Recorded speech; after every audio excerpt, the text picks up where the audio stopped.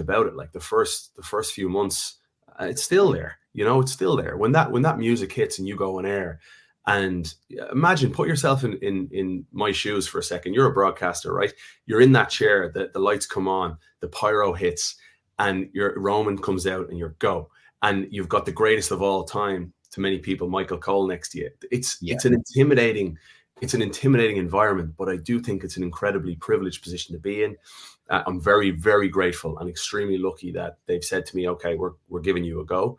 And now I want to do right by the WWE universe, which takes time. Like, I think Michael Cole tells me all the time, he's like, people are only starting to turn and give me praise now in the last few years. Yeah.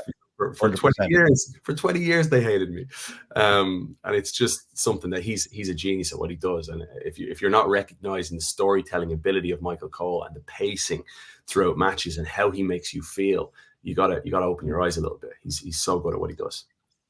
Is that something you ever do? Like, when you read online, you read about different people on Twitter feeds and stuff like that, and some of the comments may be negative. Do you read into that, or do you just ignore that? No, I don't anymore. But I'll tell you, like week 2. I remember I finished up week 2. We were in Oklahoma City, and I went back and I looked, and I did the dreaded thing of searching my name on Twitter. And man, I found myself sinking down the side of the wall in the bathroom, because I was like, I am the worst human being on planet Earth.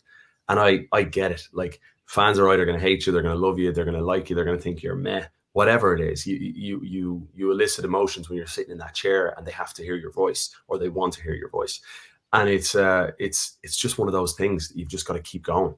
And I talked to John Cena about it, because about 10 years ago, remember, John Cena was booed everywhere he went, and he's like a great person to be able to talk to about things like this. That you keep going, you learn, you get better, and you listen, because if there's things you're doing that are grinding people's gears, well, then learn from it, and try to be the best you can possibly be.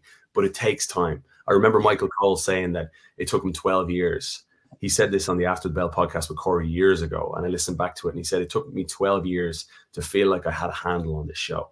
And it's one of the most challenging roles I could ever imagine. It really is. Yeah. What advice did John give you then, if you could share that? John, I will share it, actually. Yeah. One of the things that he said was stakes. He said, in every single match, as a broadcaster, you're telling people about the stakes. And maybe it's a new match, it's a new rivalry, a new feud, but there is absolutely stakes on the personal side, the professional side of each wrestler heading in. You've got to find those stakes, and you've got to tell the audience about those stakes. And he said it, like we were chatting, and he said, look, even in your soccer world, he said, every single match, what do you call it when there's no stakes and there's nothing on the line? And I was like, it's a friendly. And he said, yeah, exactly. So you got to find the stakes in everything you do.